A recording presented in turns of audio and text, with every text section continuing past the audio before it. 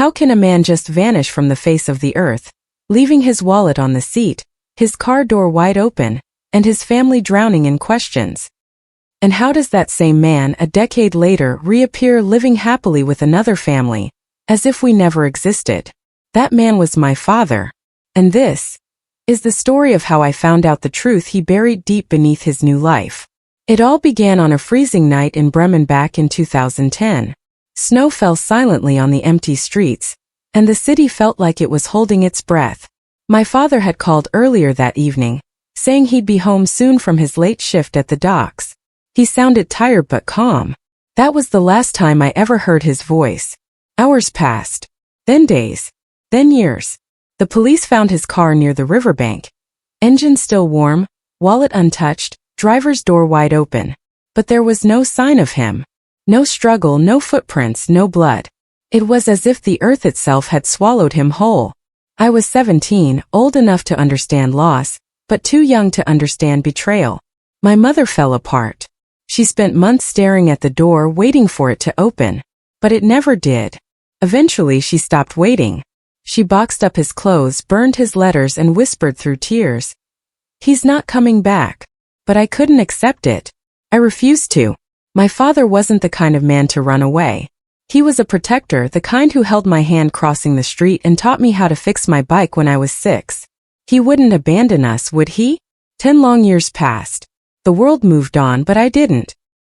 His leather jacket still hung in my closet, smelling faintly of cigarettes and motor oil. His wristwatch sat on my desk, frozen at the exact minute he disappeared.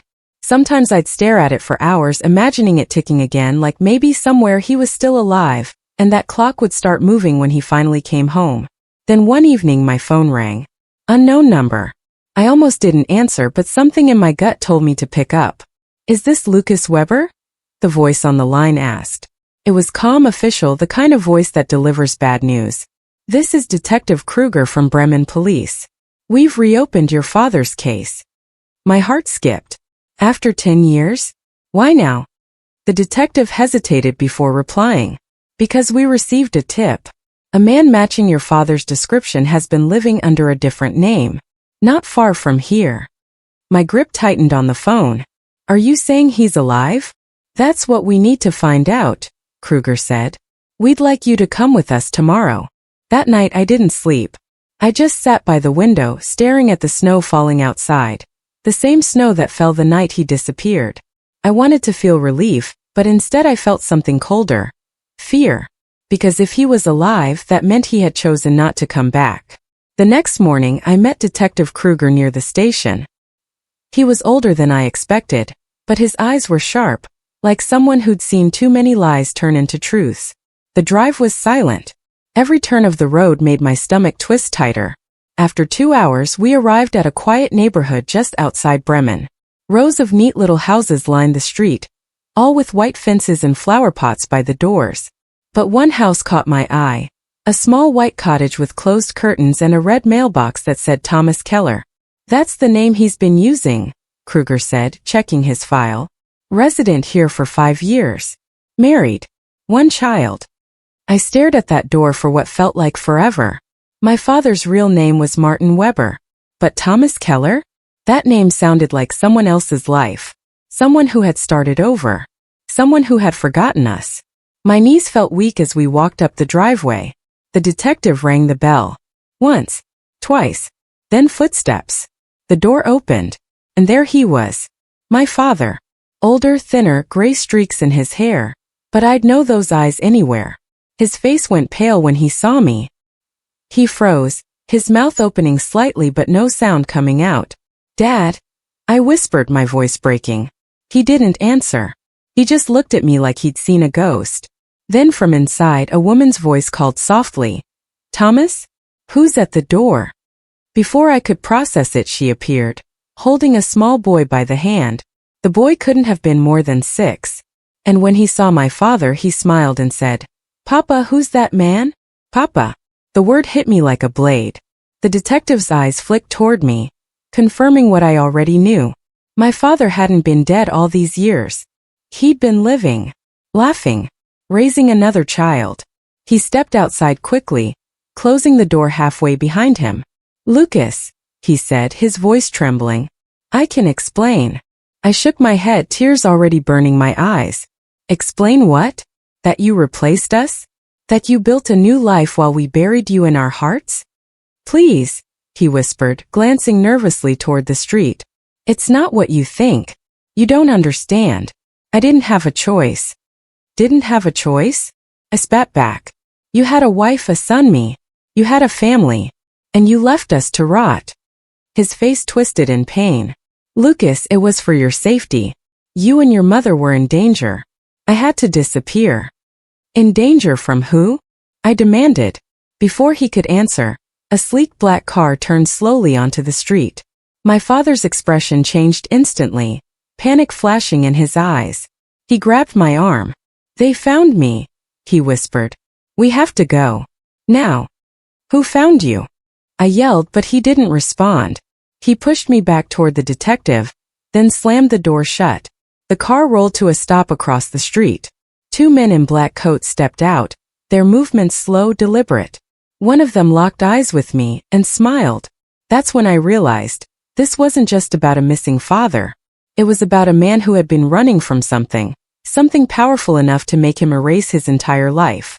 The man's smile sent a chill down my spine. Not the kind you get from fear alone, but the kind that tells you you've just been noticed by something dangerous. He whispered something to the other man, who nodded and slowly began walking toward the house. Detective Kruger's hand instinctively went to his jacket, where his badge and gun rested. "Stay here," Kruger said quietly, stepping forward. "This is police business." But I couldn't stay. My heart was pounding, my hands trembling. I needed to know what was going on. My father had vanished for 10 years, and now two strangers were stalking his house like predators. Every instinct in me screamed that this wasn't random. The men stopped a few meters away. The taller one raised his hands slightly, smiling in a way that didn't reach his eyes. "We're just here to talk," he said in a smooth accent, maybe Eastern European, maybe Russian.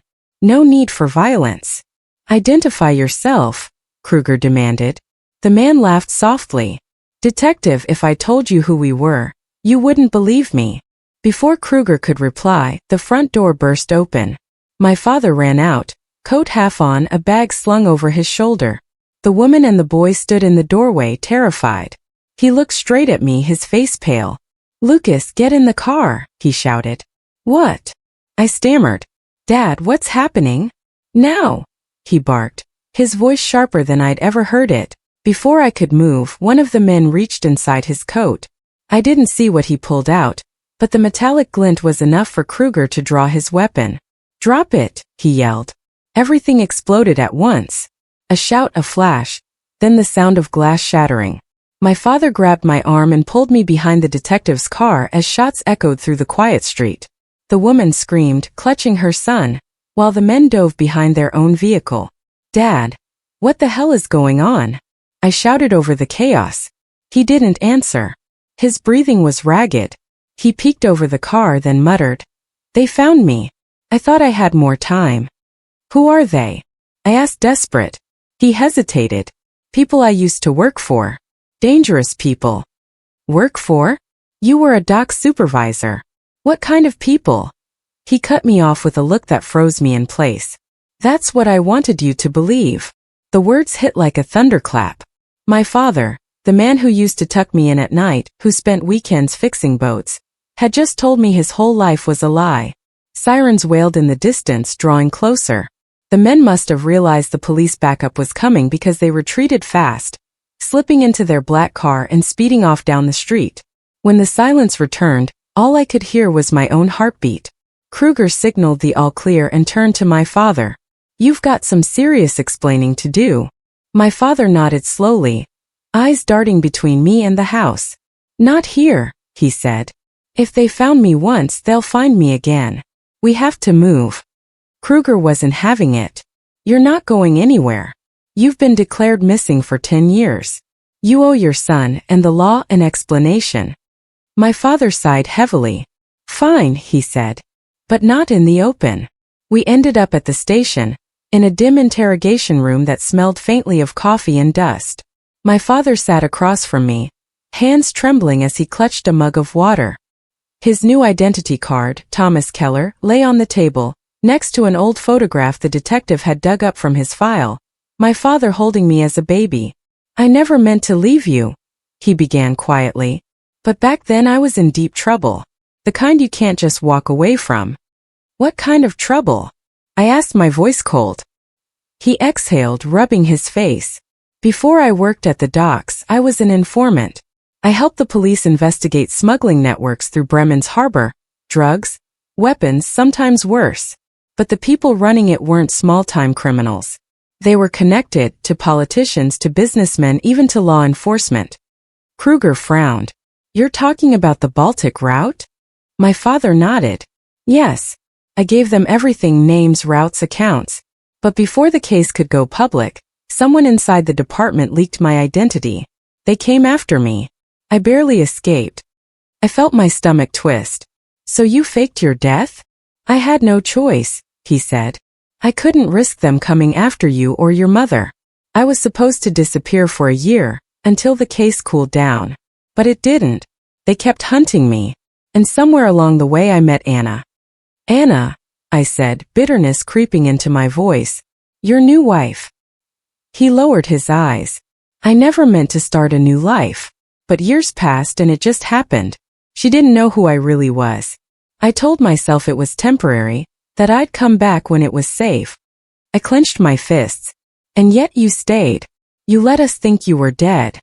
He looked at me, then really looked. His eyes were red, tired, broken. "Because every time I tried to come back, someone died. One of my old contacts. A cop. A friend. I couldn't risk it. You were all I had left, Lucas. I had to keep you away from me." The room went silent. For the first time I felt something other than anger, fear. Because the way he said they made me realize those men weren't done. Kruger stood. "We'll put you in protective custody. Both of you. Until we figure out who's behind this." But my father shook his head. "It's too late for that. If they came today, it means they're ready to finish it." "What do you mean?" I asked. He turned to me, voice low. "They don't just kill their enemies. They erase them. Every record, every trace. When they're done, it's like you never existed." Suddenly the lights flickered once, twice, then went out completely. The hum of the building's generator died. Darkness swallowed the room. Kruger cursed, reaching for his flashlight. "Power outage?" My father's voice was barely a whisper. "No, it's them." The emergency lights flickered back on for a split second, just enough for me to see a shadow move past the one-way mirror. Then glass shattered.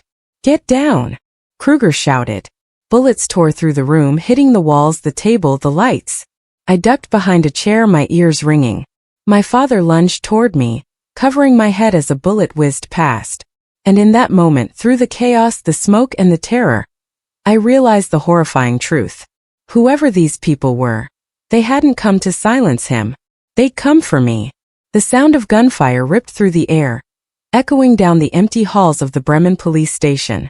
My body was shaking uncontrollably, but my father's hand pressed hard against my shoulder, forcing me to stay low. The sharp smell of gunpowder filled my lungs as pieces of shattered glass crunched beneath our boots. I could barely hear anything over the deafening gunshots, only the thundering of my heartbeat. Kruger pulled his sidearm, returning fire toward the broken window. "We need backup," he shouted into his radio, but all that came back was static. The entire building felt like it was collapsing into chaos. Lights flickering, alarms wailing, shouts in the distance. "Dad!" I gasped. "We have to get out of here." He nodded, his face pale but steady. "Stay behind me." We crawled across the floor, using overturned chairs and desks for cover. More shots exploded from the hallway. Somewhere down the corridor, I heard the thud of heavy boots, fast, synchronized. Whoever was coming wasn't just some random gang. These men moved like soldiers. We reached the back door of the interrogation room. My father yanked it open, revealing a narrow maintenance hallway dimly lit by red emergency lights. The sound of gunfire was distant here, but it wouldn't stay that way for long. "This way," he said, pulling me forward. "Where are we going?" I asked, my breath ragged. "To someone who still owes me a favor," he said grimly. "If we're going to survive this, we'll need her help." We hurried down the corridor, passing through a door that led into the underground parking garage. The fluorescent lights flickered erratically, and the echo of our footsteps bounced off the concrete walls. "Dad, who are these people?" I finally demanded, my voice trembling. He didn't look at me. "The same people I betrayed when I worked as an informant. I exposed their routes, their money, their secrets. But I never realized just how deep their reach went. They call themselves the Meridian Circle." The name alone sent a chill through me. The Meridian Circle? What are they? He exhaled slowly. "A network. Not just smugglers, politicians, ex-military, even law enforcement. They control everything from the shadows. And I helped tear one of their branches apart." Before I could respond, the distant echo of boots filled the garage. My father grabbed my wrist and pulled me behind a pillar. A group of men entered, dressed in black tactical gear, night vision goggles, and silenced rifles. They were sweeping the area, moving methodically. "Dad," I whispered, "we can't fight them." He gave me a small grim smile. "Who said anything about fighting?" He pulled out a small remote from his pocket, pressed a button, and somewhere near the exit, a loud explosion erupted. The blast sent shockwaves through the garage, filling it with thick smoke. "Run!" he shouted. We sprinted toward a side door, ducking behind cars as more bullets whizzed past. My lungs burned, my legs screamed, but adrenaline kept me going. We burst out into the freezing night air and stumbled onto a deserted side street. My father's car, a black Volvo, was parked nearby. He tossed me the keys. "Drive." I hesitated.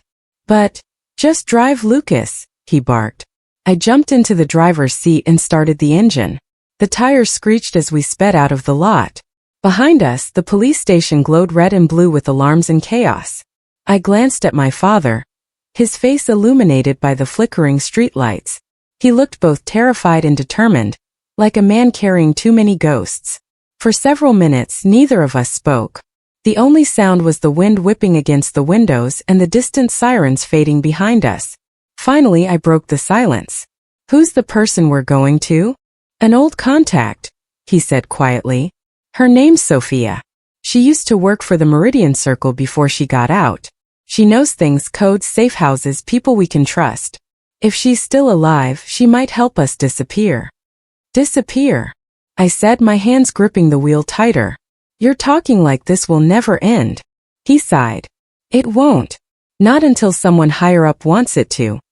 We drove for over an hour through the countryside until the road narrowed into a path surrounded by pine trees. My father directed me toward an old farmhouse hidden behind a rusted gate. The windows were dark. Everything looked abandoned. He got out first, checking the perimeter. I followed close behind, my breath visible in the cold air. When he knocked on the door, there was no response, only the faint creak of the wind. "Maybe she's gone," I whispered. He shook his head. "No, she's too careful to just disappear." He pushed open the door and we stepped inside. Dust floated in the air, illuminated by the beam of his flashlight. The house smelled of old wood and something faintly metallic. Then I saw it. A coffee mug still warm on the table. Someone had been here recently. "Dad," I whispered, "someone's here." Before he could answer, a soft click echoed from behind us, the unmistakable sound of a gun being cocked. "Drop the light," a woman's voice said from the shadows. My father froze. "Sophia," he said softly. "It's me." The woman stepped forward, revealing sharp eyes and a short cut of dark hair. She looked older, hardened, but the way she stared at my father told me she knew him well, maybe too well.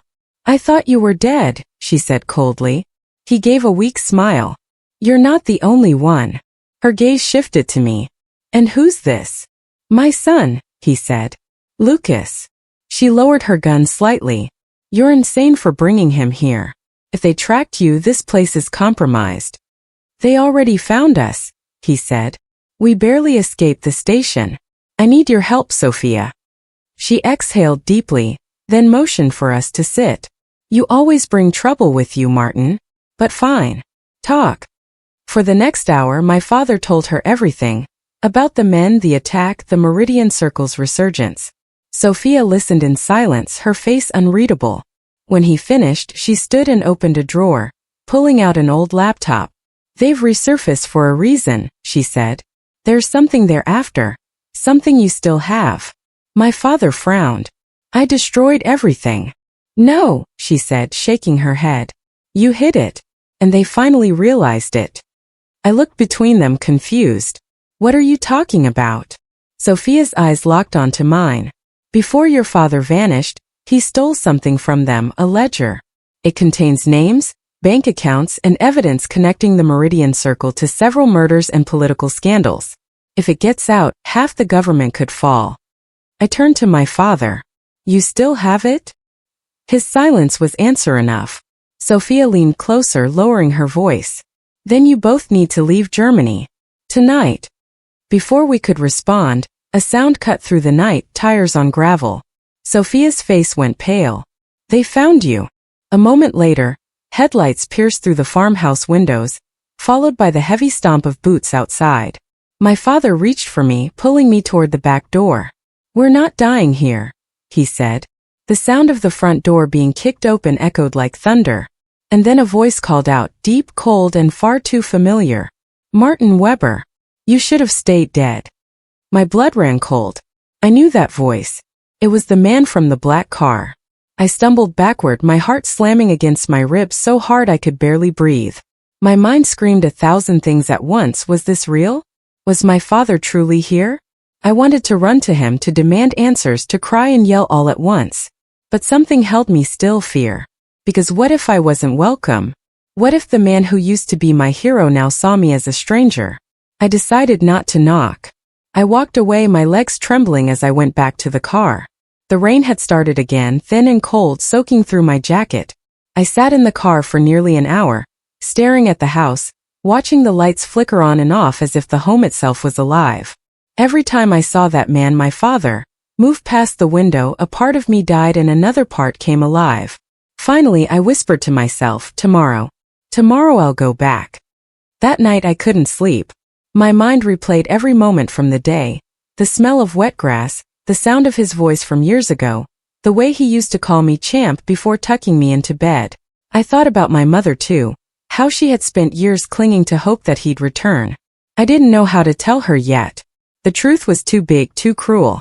The next morning I drove back to that same house in Bremen, my hands shaking as I parked across the street. This time I got out and walked toward the door. I could hear laughter inside, children's laughter. It hit me like a knife. He had a new family. He had replaced us. Before I could lose my nerve, I rang the doorbell. For a few seconds nothing happened. Then the door opened and there he was. Older, thinner, a bit grayer, but unmistakably him. His eyes widened as soon as he saw me, and I could see the exact moment he realized who I was. His lips parted slightly, and his voice trembled as he whispered, Lucas. The air between us froze. I felt tears rising but forced myself to stay calm. Hi, Dad. He didn't move. He just stared at me, his face pale as if he'd seen a ghost.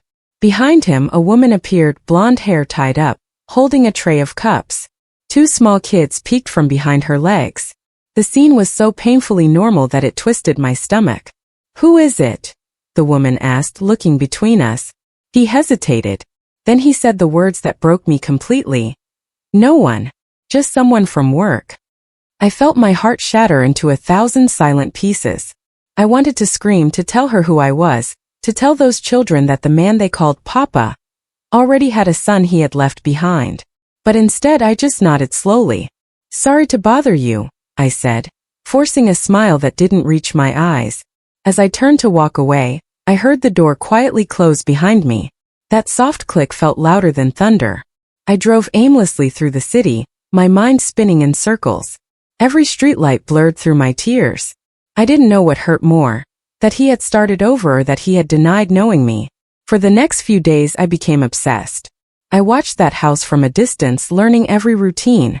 I learned the names of his new kids from hearing them play outside, Mia and Jonas. I learned that the woman's name was Clara. And I learned that my father's new name wasn't even Thomas Muller anymore. It was Thomas Brandt. He had changed everything, his name, his life, his past. But why? One evening I followed him after work. He left his office, took the tram, and stopped at a quiet cafe near the river. I waited outside, watching him sip coffee alone.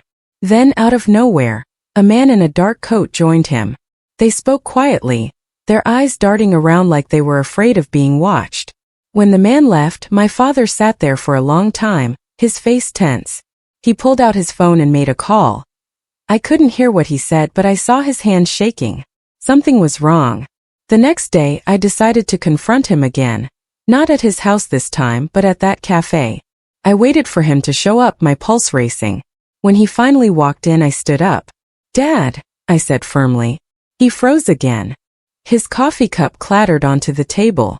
"Lucas, please," he whispered, glancing around nervously. "Not here." "Then where?" I asked. "You left us for 15 years. You owe me an answer." He sighed, rubbing his temples. "You don't understand. You shouldn't have come." "Then help me understand," I said. "Tell me why you left. Why you pretended to be dead." His eyes met mine, and for the first time I saw pure fear. "Because Lucas," he said slowly, "if I hadn't, you and your mother would be dead too." My body went cold. "What are you talking about?" I whispered. He looked around once more, then leaned closer. "There are things you don't know. People I worked for. Mistakes I made. I disappeared to protect you." Before I could ask more, a car screeched outside. 2 men got out. One of them was the same man who'd met him the day before. They spotted us instantly. My father's face turned white. "Run," he hissed. I didn't move fast enough. The cafe door burst open, and everything descended into chaos. Chairs flying, people shouting, the sound of glass shattering. My father grabbed my arm, yanked me toward the back exit, and we bolted through the rain-soaked alley. We ran until we reached a small underpass, breathless. He turned to me, his eyes wild. "You shouldn't have come back, Lucas. Now they know you're alive too." Before I could ask what he meant, a gunshot echoed behind us. He pushed me down just as another bullet hit the wall above my head. The next few seconds felt like slow motion, the world spinning, the air filled with echoes of violence. My father looked back, then grabbed my face in his hands. "Find your mother," he said urgently. "Tell her I'm sorry. And whatever you do," he didn't finish the sentence. A sharp crack split the air, and my father collapsed in front of me. Blood spread across his shirt. His eyes went wide, then glassy. My scream tore through the empty underpass, swallowed by the storm. The men were gone, and I was left kneeling beside the father I just found, only to lose again. But even in death, one thing didn't make sense. In his hand he was clutching something, a folded piece of paper. When I opened it, my entire world changed. It was my mother's handwriting, and the message said, "He wasn't supposed to find you." I sat there in the rain, clutching that note in my trembling hands as the world fell silent around me. My father's blood still stained my palms, but it wasn't just the loss that burned. It was the realization that the truth I had been chasing my whole life was never meant to be found. My mother, the woman I thought I knew better than anyone, had been part of something far darker than I could imagine. I looked at the paper again, the ink smudged by rain and tears, and one thought echoed in my mind.